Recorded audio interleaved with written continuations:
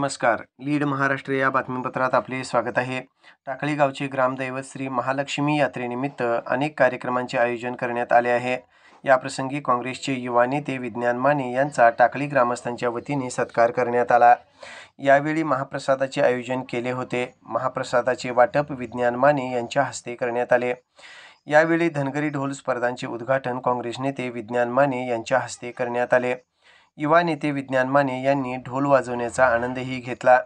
तसेच महिलांच्यासाठी संगीत खुर्चीचे आयोजन करण्यात आले होते. याप्रसंगी बोलताना युवा नेते विज्ञान माने म्हणाले, आपण यापेक्षाही मोठ्या स्पर्धांचे आयोजन करणार आहोत. महिलांना एक दर्जेदार व्यासपीठ मिळावे यासाठी महाविकास आघाडी सतत प्रयत्नशील आहे, असे ते म्हणाले.